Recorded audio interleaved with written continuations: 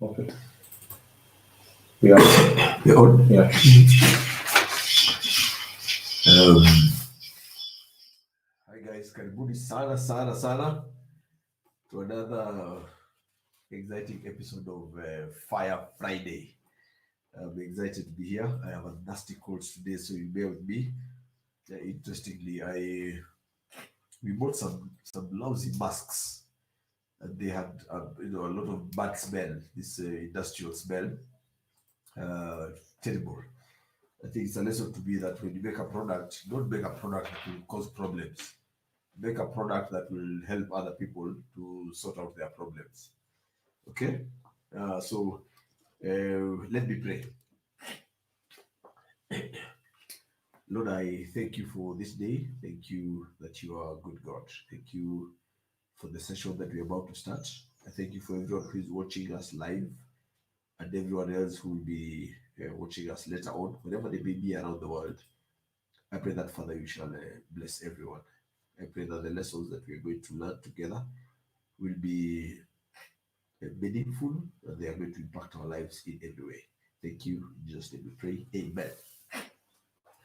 So now, since I can't wear a mask, I'm sure my team will wear masks and protect me since I'm the old man with social distancing.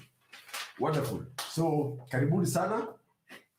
Last week we learned about the business model, and it's something that has helped us. So today we'll take it a little further and talk about strategy. Now, many people talk about strategy, and we throw around this word like it's strategy this, strategy that, strategy thinking. But very few people have taken time to understand the process of strategy making, the science behind creation of strategy. A lot of what we call strategy is really just copy paste from other people. But I will teach us some very basic things that I've learned along the way that has helped us. And we got these ideas from a book called The Blue Ocean Strategy. Naona matamshi yangu leo yako na shida. So, but that's fine. I hope you'll be able to make out what I'm trying to say. The Blue Ocean Strategy, and it really helped. Now, Blue Ocean. Why the term Blue Ocean? Let's separate blue from red, because now the opposite of blue ocean is red ocean. Now, the red ocean, which is what most people do in strategy, is about competition. That when you are creating a strategy as a company, you are focused on the competition. What is the competition doing, and what we need to do to create to get what do they call this thing? Competitive advantage. Now, in my world, the way I see things, competition is for losers. Don't compete. I think we discussed last week. Don't go for a playing level field and hope to get your little share. Score downhill. But you're always assured of. Create your own playing field. Yeah, and make sure you're always scoring downhill. So Red Ocean focus on competition. They focus on the market share. Now, this particular industry has this market, and we want to get this market share. And I'm sure we've heard a lot about that, right? Um, they focus on the industry boundaries. That I am in the telecommunications industry, I'm in the transport industry, I'm in the real estate industry, I am in the banking industry. So you have these boundaries that have been set. But it really surprised me when I learned that the customer does not care about the industry. The customer only cares about the solutions that they get, regardless of the industry. Um, Red Ocean focuses on beating the competition, beating the competition, which sounds like a nice thing because it's like we're always at war, we're always competing, so we need to beat the competition. Um, they focus on they have there's this trade-off that we always have, that things are either high value or they are low cost. they are either differentiated or low cost. You have this either or mentality. When I was in architecture school, I read a book by a guy. What was his name? Anyway, this guy, he wrote a wonderful book called Complexity and Contradiction in Architecture. And he said the either or way of thinking is not very intelligent. You need both and. Yeah. So competition, market share, industry defined boundaries, focusing on beating the competition, trade off between high value and all low cost. Now let's try the blue ocean. Let's see how that is different. Now, blue ocean strategy focuses on creating both high value and low cost simultaneously. These two things should happen at the same time, both differentiation and low cost at the same time, not choosing one over the other. Blue ocean focuses on making the competition irrelevant. So don't try to beat the competition, make the competition irrelevant. How is that? By creating. Not only are we here to create new business models, not only are we here to create new products, but we should create new and uncontested market space. Instead of fighting for market share, create a new market that never existed. Create new demand. Yeah, hey, but it's coming out funny, but I just plow on with my cold. Create new demand. Demand that was not there before, create it. Yeah. So once you have this uncontested market, also learn to capture it. So you don't create it and then others come to capture it. You have to create the market and capture it. It's you need to have industry defining, industry creating strategy. Don't be defined by others because the customer does not care about these boundaries. These boundaries are arbitrary. They're arbitrary. They don't exist in real life. We are the only ones as producers, as makers of products and things that believe in these boundaries. Now, I'll tell you, this philosophy, this way of thinking about strategy would apply whether you're an entrepreneur, whether you're an employee, whether you are, it'll apply in your family life, it'll apply anywhere you go. Yeah, because many times you sort of, I am a wife, I am a husband, I am a son, I am no. We traverse so many areas. So many areas. So these definitions are not they are not real. Now, something else that I'll shock you with. The blue ocean strategy does not focus on existing customers in an industry. You need to focus on non-customers. There are these people, normally any industry takes care of a very small part of people, a very small segment of human beings, but the majority have been left out. That is where you need to focus on. Because remember, you are creating a new market and you are creating a new demand. Now, the red ocean thinks about, or the customer. The customer thinks about, the industry. The industry players think about products. The customer thinks about solutions. The red ocean thinks about rules. These are the rules in the real estate industry. These are the rules in the transport industry. No, blue ocean focuses on creating new rules, creating different things every day. Red ocean focuses on industry boundaries. Blue ocean crosses these boundaries and they blur them, they obliterate them completely. That just move from one side to another. So if you're not focusing on an industry and industry's customers, we focus on the non-customers. Let me give an example, and I will use a Savo, not because you're perfect, but because it's the example I know best, and it's working for us. Today, you forgive me with all my cold issues, and I will do everything people with colds do.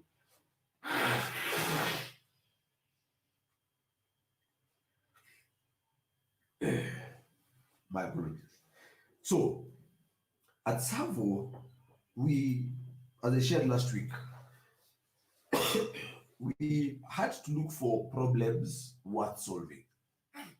These are not problems that we like, these problems that our customer segment looks for. Yes, my sister, I can see there blue ocean versus red ocean. Very nice. And these problems were three of them, if you can remember.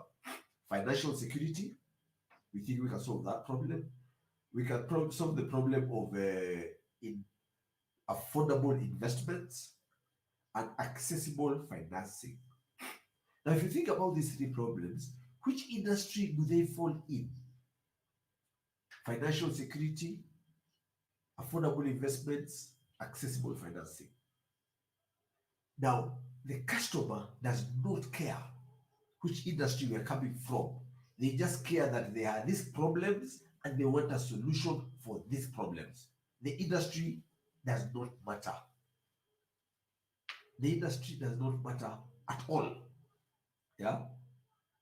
Customers, and here's a very interesting thing. We have this problem, these three problems, and customers always have existing alternatives.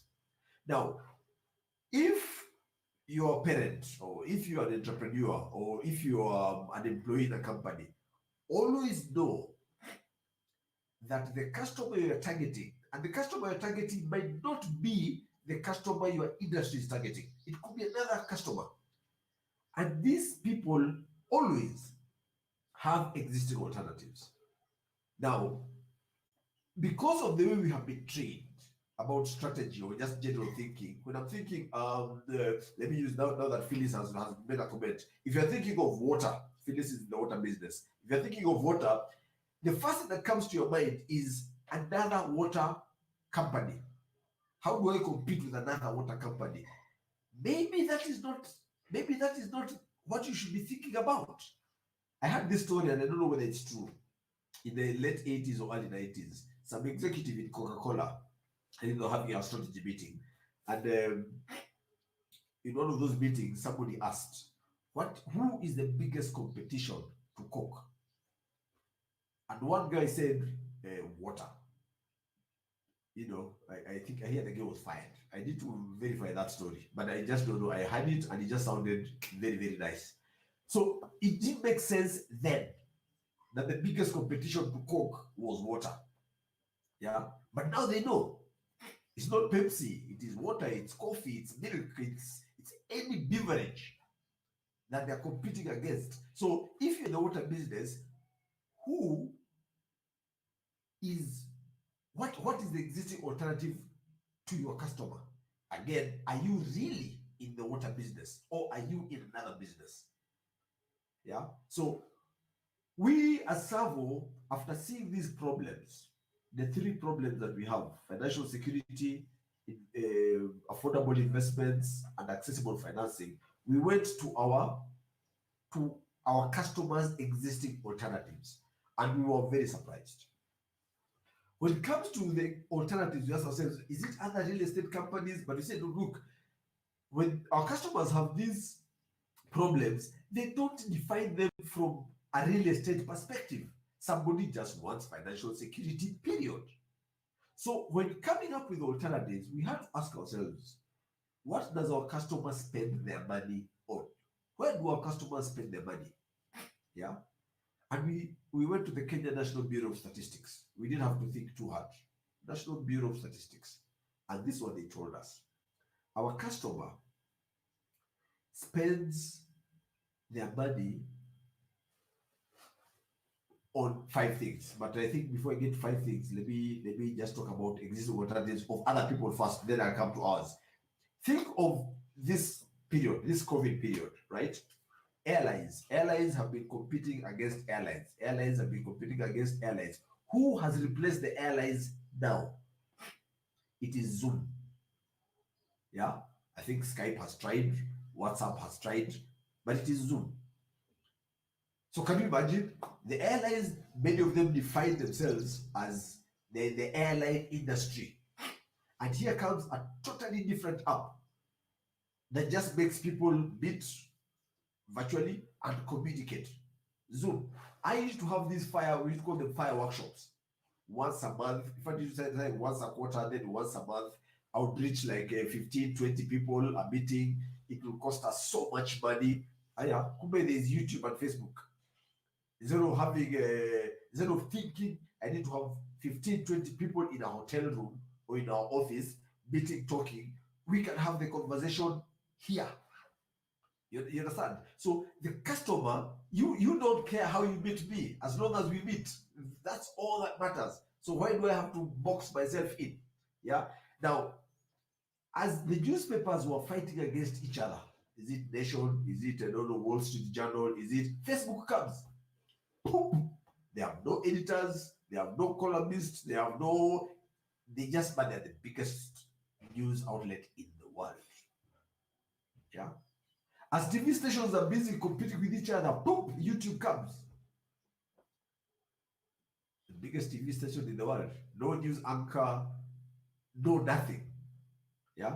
As the taxis, you guys remember the taxis, the yellow line that guys are sitting there. There should be an up there, a very distinguished old man who has been in the taxi business for a very, very long time. And others will come branded taxis, I don't know, Kenatco and whatever comes, and then boom, Uber comes out of the blues. They own no car, yet they're the biggest transport company in the world, and they do not own a car. Yeah. So whereas if you define yourself in an industry, I want to be in the taxi business, so I need to own very many cabs. No, these guys own nothing. Banks are competing with each other here in Kenya. Boom, M-Pesa comes. I don't know if you guys are seeing. Yeah. So sometimes, and I tell you, it's very difficult if you have the mentality of a bank teller to create M-Pesa. Even if you understand banking from an operational perspective, you need to get out of the industry and ask yourself, what do customers need? Let's go inside one bank. Yeah, one bank, Equity Bank. I think was it in the 90s when every bank was getting out of all the small towns in Kenya. You know, all the big banks were getting out of the small banks. Equity Bank went in. So those guys were not focusing on the customer then. They were focusing on the non-customer. And Equity Bank became huge. Why? Because they didn't care about the then existing customer. You guys remember, you're going to the bank to see the bank manager. Yeah, it was a big deal. And Equity just went to the villages. Yeah, and just it took over everything. That's what Blue Ocean is all about. Yeah. And Blue Ocean thinking traverses. Sometimes you know, I am in this industry and this is my price point and this is my kind of clientele. Let's look at Java. The guy who was happy to go to a 5-star hotel, the guy who could only eat in a 5-star hotel, is very comfortable at Java. The person who could go to Mujiri Fish and Chips is also very comfortable at Java and they can afford something. Are you seeing? These guys have just created a new market space. They brought a 5-star hotel guy, a Hilton guy, and a Mujiri Fish and Chips guy and put them together. You see? So once you do that, then you're creating a blue ocean. So, Savo, financial security, affordable investments, accessible financing. Then, to understand what we are all about, we went to our existing alternatives. Richard, karibu sana, and Levi, nice to see you guys here. Our existing alternatives, let's listen. Number one was meals and bills. Chakula na kulipa bills, stima na nini. Basic needs. Yeah, that was the alternative to our business. Alternative number one, basic needs. Yeah, so our competition stopped being other real estate companies. Suddenly, it was Uchumi and it was Unga and Mafuta and Kulipa Stima. You know, suddenly we realized if the customer is spending money there. Alternative number two was malls and bars. Consumerism. going to this mall and that mall, buying shoes, buying beer, shopping. Higher. It was not another real estate company. It is the satisfaction somebody gets by consumerism. This is an age of information. It's an age of advertising. It's an age of pop. People want to look good and feel good. That is an alternative that our people have. So if somebody has money in their pocket and they're not investing it, where are they spending it? So suddenly we don't have to worry about real estate. It's malls and bars. Number 3 was conspicuous consumption, homes and cars. Is the car somebody drives, is the status, is the mortgage, is that, So we realize, oops, a lot of this is mindset. People have been programmed to think that I need to look like this, I need to look rich, and we are here trying to make people to be. That was an alternative. Yeah. Plots and shares. Yeah. I think there's a question that was asked last week. I did not deal with it, but plots and shares is an alternative. Buying an eighth of an acre, 40 kilometers from Kiserian. Ladies and gentlemen, Kiserian is already very far from Nairobi. If you hear someone on radio telling you to buy an eighth of an acre, only 40 kilometers from Kiserian, wewe kaa tu ufikirie. Yeah? The amount of time and money it costs you just to go and have a look at that eighth of an acre and come back. How much do you spend? And what cash flow do you get? I have nothing against land. I have nothing against shares. I'm just saying you need to know and understand them. But however, we also realize that the guys who are selling land in I don't know where Mount, I don't know, Naivasha and Yandaru and wherever, eighths of acres. That too was a competition. The guys doing shares, that too was it's not even a competition, it's an alternative that our customers have. It is debt. It is going to the bank and get borrowing. It is going to these mobile phone apps. I hate those things. I keep talking about them very negatively because they are killing people. That was a competition. It is betting. That was a competition. People taking risks that they do not understand. That is an existing alternative. Yeah.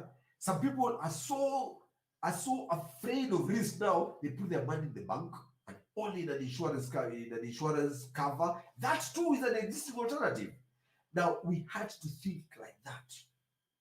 Now, whereas the real estate industry thinks inajenga nyumba ya milioni 5, milioni 10, milioni 20, the guys of betting are like, okay, bring that 50 bob, bring that 100 bob, bring the the guys of consumerism, buy this soda, buy that chocolate. So we have to think not of 5 billion or 10 billion. We have to think of 100 bob, 2,000 bob. We have to think of the mentality. So which industry is this that works as our customers' existing alternative? The industries are many because the customer does not care which industry you are in. They just care about their problems. So there's this customer that the real estate industry had defined. We said we don't want that guy. Okay, akija sawa. But we want the non-customer. The person who can spend small amount of money and has believed in their minds that I cannot afford to own a home, I cannot afford to own a house in Nairobi. That's the person we wanted, and we were very happy because whatever we did, we were able to create new demand. We were able to create and capture a new market segment. Yeah, that way, majority of our investors right now had never owned real estate before. This is the first house they are owning with Savo. Why? Because they had been told you don't belong to the real estate. Real estate ni ya watu wako na pesa tu nzito. Yeah, sisi tunawambia come one, come all. Yeah, so si watu wako na pesa nzito, anybody is welcome. Yeah, so we were able to do that. So for us, the competition became irrelevant. Other real estate companies and what they do or what they don't do became irrelevant. Now, that might sound like an arrogant thing to say, but ladies and gentlemen, if you are starting a business or any form of enterprise and you're focusing on the competition, you'll have a very hard time. You'll have an extremely hard time to beat them. But if you get to a place where you make the competition irrelevant, that what they, you don't even think about them, that's a beautiful place to be, because then you get time to really think. To really think. Yeah. Somebody says, I've made this, kindly clarify on the investment options. Why are you not in favor of plots and shares? I will come. Can disrupt airlines. That means these boundaries are not real. They don't exist. Yeah. On the airlines we study, the one of the very few that we really appreciate and really admire is called Southwest Airlines. Yeah. They were not competing against other airlines. They are competing against the car, because they just realize people just need to get from point A to point B faster, cheaper, less stress. Yeah. So if they're able to do that, then that's very easy. Now, blue ocean strategy. The bedrock of blue ocean strategy is something called value innovation. Not innovation for its own sake.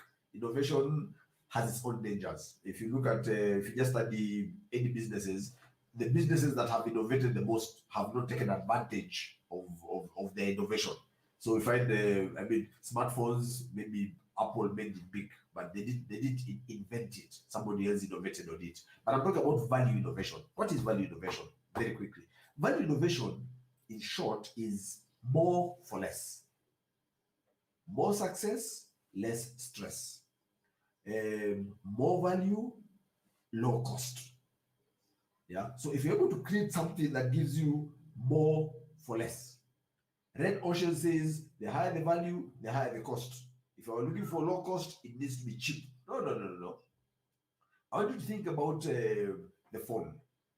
Think before. If you wanted a phone in your house, for anyone who's a little older, you wanted a phone in your house. The stress you had to go through to have a phone in the house. Yeah. Now you want a phone, just go buy a phone, buy a SIM card, pop. You don't need any time. Yeah. Remember making a phone call to Mombasa if you're living in Nairobi. It used to be called long distance call. Now remember making a phone call to the US. Hey, boy. That one you just knew a cousin who knew a cousin who made such phone calls. Now with WhatsApp, it's free. So you have a much better product with less stress at less cost. That's what value innovation is all about. Yeah. And value innovation is built on a framework. It's built on a framework that has 4 key actions, which is what we are going to talk about today. Yeah. We will come to that point about my issues with plots and shares. Yeah. I think I had sent guys, I had sent another reply, isn't it? You can just post it here in the comments. Yeah. I had done a very comprehensive reply, and we just post it here so that everybody can see and just understand my thoughts about that. It's nothing personal. I just when it comes to plots and shares, I believe in cash flow. And I don't think plots give us the cash flows that we require. Now, I'm trying to put that into it. This is okay? Yeah. So, we want to talk about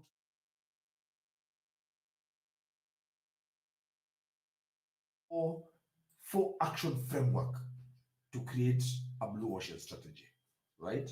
And it's just a simple 4 boxes. 4 simple boxes that I will tell you. And what you want to focus in the center on how these 4 things come together at the same time. Because remember, we're trying to get more for less. Yeah. We're trying to get more for less. Yeah. So the first thing when you want to create strategy, look at your industry. and don't add. Thanks for Milayo. I'm proud.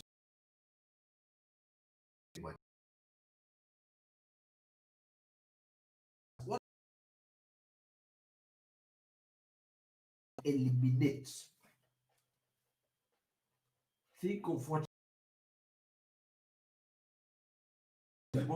Very good. The first thing you must do is eliminate. What must you eliminate? Right? So let me give you an example. When I tell people I'm in real estate or I'm a developer, and or they come sites, they come there and they see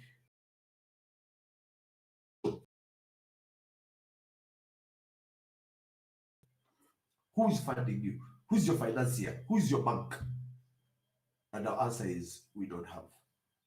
We don't believe in those guys. We don't use them. Are you seeing? So anytime anybody believes starts a business, the first thing that comes to mind is capital. Yeah. Nowadays, funding. We need to get funding from an investor. Like an investor should be somewhere in Europe. Come on. Why is that necessary? So the first thing is to eliminate. So first question, who is funding you? Who are your investors? Who is your bank? Where are you getting your financing from? Simple answer is we don't. Second question, almost inevitably, is who is your contractor? We say we don't have. Yeah. The other day, one of my contractor friends, Abu Hindi, he came, and I'm mentioning that, I think, with all due respect. He came and then he sent me a message, said, "Hey, Charo, I'm really proud you have been able to build this without Abu Hindi." I felt very nice. Yeah. Not only are you able to build what you're building without Abu Hindi, we're able to do it without any contractor. We can do it ourselves. We just have to break down this financing thing. What is it? Break it down into what it really means. Break down this contractor thing. What is it? Break it down into what it really means. We got rid of all those guys. So we said, number one, we get rid of third parties. Yeah. For Milayo, we only deal with sovereigns. So we don't do banks, we don't do bank loans, we don't do financiers, we don't do contractors, we don't do marketers, we don't do what other third parties are there? We don't even do advice, we don't even get expert advice. The only advice we listen to is your advice as a sovereign. If you're an investor with us, you are a resident in one of our properties, you are an invested member of this dream that we are trying to create, then we listen to you. Anybody else outside that, no. The so-called experts, usually they're not experts. They're just guys who know how to talk a lot. Yeah. So we don't do any third parties. Everything we do in-house. And the industry has made sure that you cannot build something of 100 million or 200 million or 500 million without a loan. It's possible. You too, when you're doing your business, what are the things that the industry takes for granted that you need to just eliminate? Yeah. The other thing that we have worked on, I think hanging out with you guys has helped. My cold doesn't feel too bad anymore. So, barikiwe sana. Naona wengine mnaniombea. Yeah. The other thing that we get rid of, because people say the higher the risk, the higher the return. Is it? That's like an automatic investment mantra. Warren Buffett says, risk is not knowing what you're doing. If you know what you're doing, you don't need to have risk. Yeah. Warren Buffett says there are two rules to investing. Rule number one, never lose your money. Rule number two, never forget rule number one.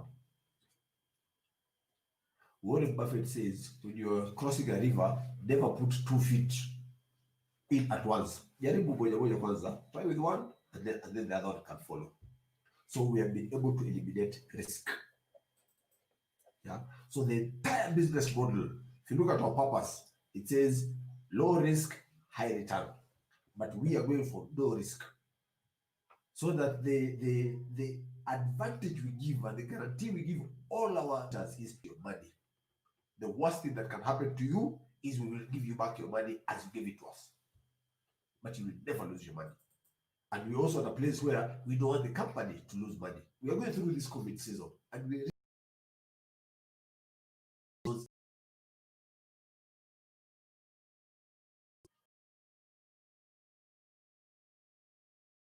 closed for health.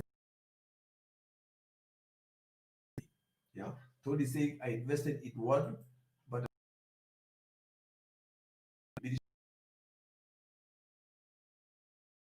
a number in future projects. That is true. That is true. But I always say the difference between a slum and a condo, a very low value product and a very high value product, is the thinking behind it. Yeah. Most of the highest value real estate in the world is very high density. Yeah. So if you think about it, it can happen. And again, I would say maybe let's consider the either or. The high density equals low value. Maybe let's consider that. Can we have both and? Yeah. Seeing our need for very high value land, are we really able to give a very high quality product without density? That's a question we want to ask ourselves. Yeah. Why is it that in the world you have these huge skyscrapers? Because we need to maximize on the value of the land. Yeah. But if you think about it, if you take time and you've thought about comfort and light, and I would urge you, Tony, come visit any one of our investments. You will see for yourself. Yeah. The numbers are big, but everybody feels comfortable, and there's a lot of space for everyone. Yeah. Whereas your house might be small, the roof, you have a half acre of garden. So we are able to do that, and that's part of this value innovation, right? So we eliminate these two things: third parties and the risk. Number two, there are things. So, and these are things that our customer doesn't care about. Our customer does not care about third parties. They don't care who is our contractor. They don't care who is our financier. They just care that we actually build these things and build them from beginning to end. Your customer does not care about your third parties. They just care that you deliver. Our customers don't like risk. So we eliminate it altogether. We don't like risk. Yeah. Third parties add costs and they add risks, and we don't like those things. Now, there are things that you can't get rid of, but your customer doesn't like those things. And your customer does not, and you also don't like those things. So for us, these things will be also true. So what we do, we reduce these things. Yeah. So what are we reducing? Number one, we reduce cost. No, we reduce price. Price. Yeah. We realize that our customer loves a lower price. There is no day I'll get to any of my investors and tell them our price is low. I say, no, Charo, we don't like low prices. We would like higher prices. No. They prefer low prices. So we reduce price. Now, here's a big mistake that many people do. You do your costing, and then you multiply by a factor called margin, and then that becomes the price. Wrong formula. First, set your price, and then number two, set your cost, so that you're able to work harder and think more and be more engaged. Yeah. And I'll tell you very simply how we set our price. We look for land in a good place, and we know this land can attract a certain type of rent. Based on that rent, we determine what we think is a good return. Remember, our purpose is low cost, high return. Financial independence through low cost, high return apartments. Yeah. So get the rent that we think we can charge, and a rent that people will be happy to pay, residents will be happy to pay, and then set the price based on that, so that our investor is guaranteed of tenants and guaranteed of a return, and then work day and night to it, because we don't like high cost. You see, our customer doesn't care about how much it costs us.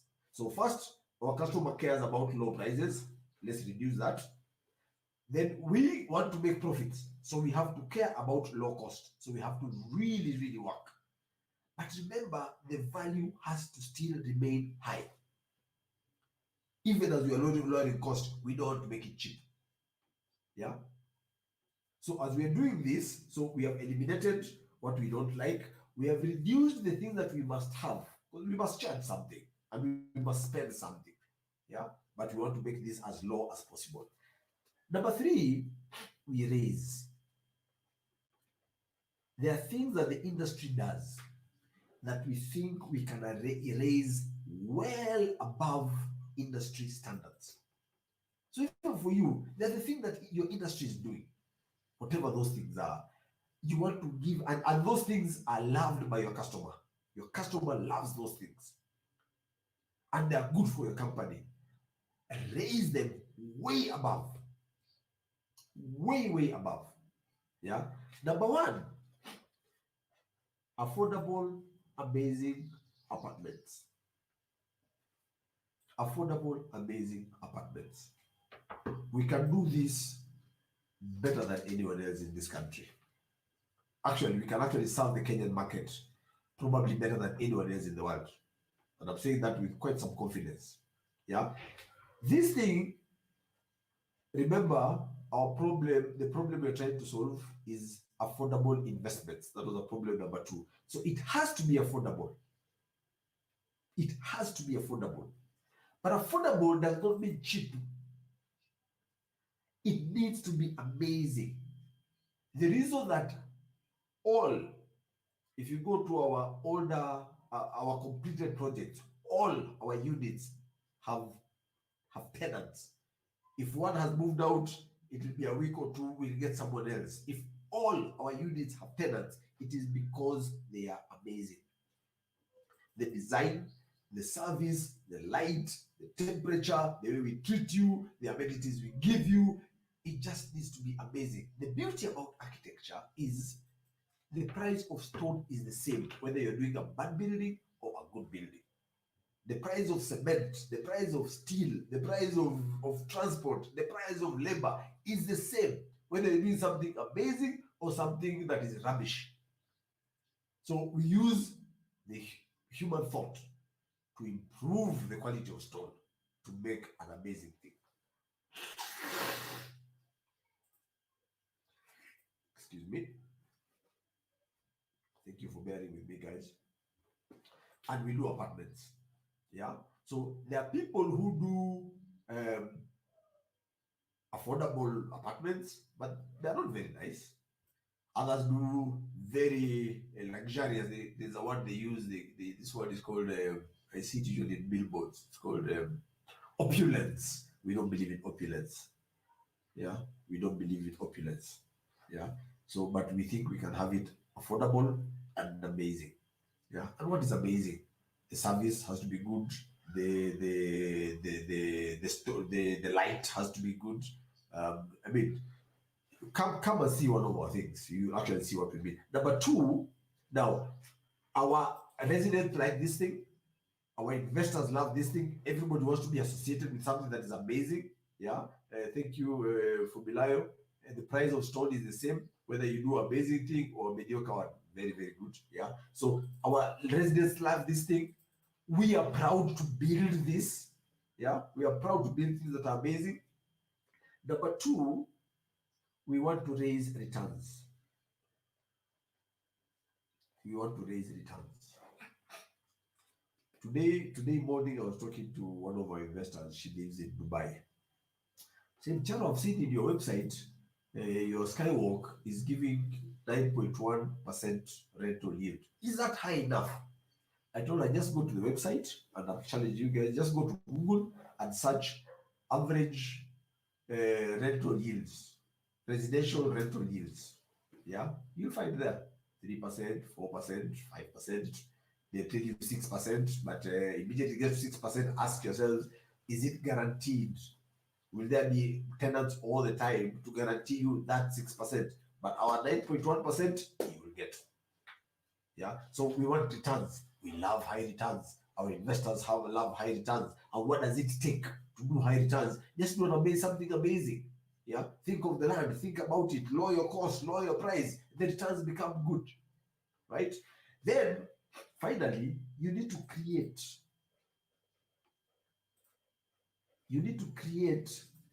things that the industry does not do. Yeah, somebody has asked a question here. Why not have you considered something? Let me just address that. We like to build something that if somebody has, a rich organization, a bank or whatever it is, or a person, somebody has 500 million and not buy an entire block of apartments together, then they can buy from us. We don't have that product. If somebody wants to buy an apartment for 1.6 million shillings, we have that product. They can buy it. If somebody can afford that one but needs 5 years at 30K a month, we'll have that product where they can invest 30,000 shillings a month. But yet again, if we get to the REIT, we have 10,000 people owning one block of apartments, so that I only need to do maybe 1,000 shillings or 2,000 shillings. We are going to have that as well. So that's a good challenge. I take that as a challenge. I cannot quite pronounce your name. ERRRAQ. Yeah. We are going into that direction, but we don't like to rush.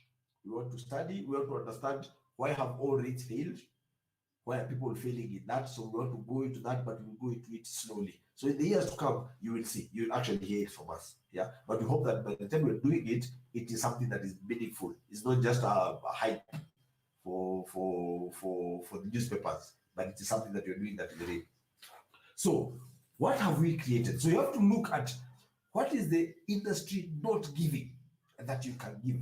We created two things. Number one, a payment plan. Yeah, again, I think as I was answering you, I showed you that. Now, real estate tells you want to own a house, you need to have 15 million or 5 million or 7 million. We tell you, you only need 27,000 shillings a month. You only need 27,000 shillings a month, 30,000 shillings a month. That's enough. Yeah. Now, if you think about 30,000 shillings, that's M-Pesa money. That's Friday night money. Yeah. That's a weekend in Naivasha cash. That is a salon money. Yeah. So we move. Professor, for those of you who laughed at me that my hair had disappeared on my beard, I am Samson. It's growing, it's coming back. So I would like to own that title of professor someday. Yeah. So 30,000 shillings is money people waste. They don't think that I can build an investment based on 30K. So we are doing the payment plan. God willing, and if we are careful and diligent, we will now go to the REIT where we can now do 2,000, 3,000 shillings a month. Now that for us will be bringing the Mujiri fish and chips guy and the 5-star guy in one place. We don't segregate them. We would like to move the whole way. Have you considered the rent to option? Yes, we are considering it. We are studying it. We are trying to understand it fully. Yeah, our payment plan is very much like the rent to own option. We have had it being talked about. We have really not understood what the others bid by rent to own. But our payment plan is very similar to the rent to option, because once you're done paying for it, then you get to own it. So again, we have not wanted to rush into that too quickly. We wanted to first understand what it means, and then we get into it. Okay. So payment plan. Number two, lifestyle. Yeah. No other company in real estate or whatever in Savo. When this young aspirational urbanite comes, we want them to find all those things at Savo. If this slogan had not been taken by a big company, we would have used it. Baada ya kazi, Savo, baada ya kazi. We want when they get out of work, they're in Savo. Oh, now actually they work from there. Leave, they say what? Leave, play. Live, work and play. Live, work and play. Live, work and play. For us, it's not a slogan out there. It is the real thing. So there's that lifestyle. Yeah. Number two, there's the lifestyle in the office. How do we live? How do we relate? How is our management? How is our leadership? Do people live a life that is exciting? That is lifestyle. There's the FIRE lifestyle, financial independent, retire early. I don't have employees. I don't believe in employees. I tell guys, if you feel like an employee, and if I make you feel like I'm an employee, fire me. You are a partner. You should live a life of financial independence, able to retire early. I can tell you for free. A few of the guys in the office within the next year or two, at barely 30, they'll never need to work for a salary. And again, remember value innovation. I don't pay the highest salaries in the country, but we give the highest value. So I can give very moderate salaries that people are just able to live. But then once you've done a project and it is complete, then people get to own homes. They get to own investments. They get to own units. So I can be with a small salary, but a lot of investments. And let me talk a little about that. It is a bit out of topic. Is this visible, guys? This is visible. Very good. Yes, yes. If you're working in a big corporation and you got in at maybe 24 years old, earning a small amount of money, and as the years go by, your salary has increased, right? Now, it's a good thing, but many times, I'm sure you have felt it, many times you feel like you have golden handcuffs. Yeah, because as your salary has increased, your need for reputation has also increased, your loans have increased, so you're more beholden to your boss and your company. If you ever get fired at such a point, if you got fired here, it's like a child. Yeah, the distance from here to here is small. But if you fall from here to here, oh, that's a mighty fall. Yeah. And I know I've seen people in their late 30s, early 40s, you begin to really panic. Yeah. I remember a guy said, look, I've just been brought for a boss from Sweden. He's a 26-year-old, a 29-year-old with a stand and a ponytail. And this guy was a respectable gentleman with a PhD. He was working for he was working for the UN. Yeah. And it was frustrating because you don't know when you'll be fired, right? What we do at Savo, the longer you work at Savo, the less you need the salary. Because what we do, we don't raise your salary. We raise your passive income.